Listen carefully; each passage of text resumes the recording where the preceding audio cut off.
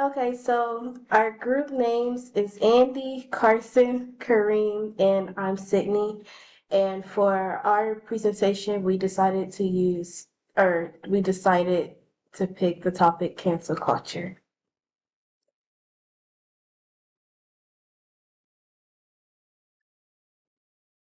Okay, so the definition of cancel culture is the act of canceling or calling out someone's perceived wrongdoings or wrong sayings and stopping support for them, on social media.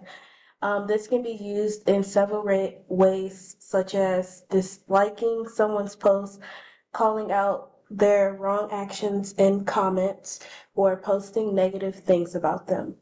Cancel culture is typically acted out on a very large scale with thousands or even millions of participants. What is the goal of cancel culture? Well, the goal of cancel culture is to cancel someone, which basically means once someone is canceled, their accounts are taken down, they're publicly shamed, and their voice no longer exists publicly. But why do people do this? This is done because people are spreading hate or negative things on the internet and people don't want them to share that opinion anymore, or just because they're saying things that people don't agree with. Is it a good or bad thing? That depends on the situation. Let's say somebody makes posts calling people slurs. It would make a lot of sense to have them canceled. But someone can do something completely socially acceptable, like donate to their political party, and have people in the other party come at them online and have them harassed, doxxed, threatened, and canceled, which is exactly what happened to Scott Cawthorn whenever he donated to the Democratic Party. Is it healthy for society? While cancel culture might be able to silence people spreading hate online, it might not be the best way to do so. Unfortunately, cancel culture also targets people who hold a less common opinion. This is because the mob of cancel culture targets anyone who disagrees with it, whether what they're saying is bad or not. This isn't good. It silences people who are simply speaking their mind and not hurting anybody. In a world where only people sharing hateful and dangerous information are canceled, this would work well, but that's not the case. And sometimes people on the internet also will lie and make accusations to have someone canceled. And people have been canceled for things that happened 10, 20 years in the past, so obviously that's not good. A couple examples of bad cancel culture we have are Colin Kaepernick, who is an ex-football player who was canceled because he sat down during the national anthem, and that's it. I guess some people could find that offensive, but to have his whole life ruined, fired from football, no longer has a voice online, I think that's a little extreme.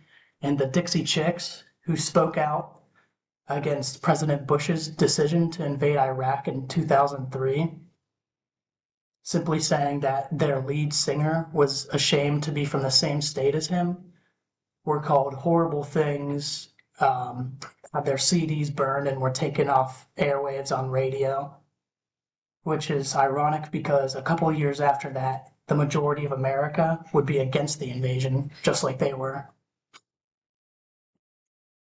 What can be done instead? I think that civilized debate would be a much better option because instead of harassing people online and getting them canceled, it would be better to question them and ask them about what they're saying, get them to prove why they're right, instead of just telling other people that they're wrong.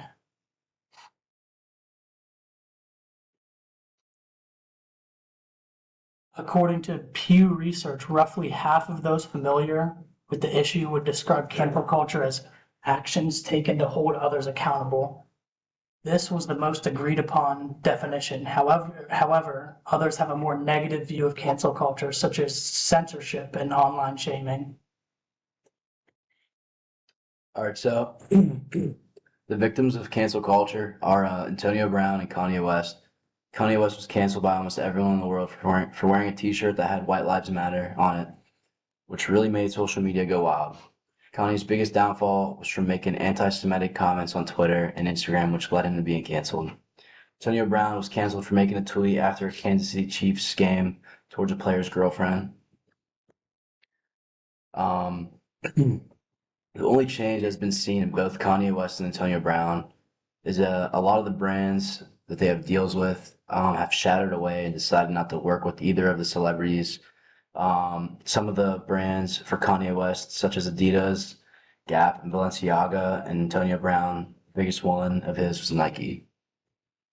Antonio Brown, he's a former professional football player who did outstanding in NFL until in 2022. He ran off the field during a game and was never seen in the NFL since. He goes viral on many social media pages for explicit comments towards events occurring in the world. Kanye West, he's an American rapper and producer who's very known around the world for his great music and awesome merchandise that he created.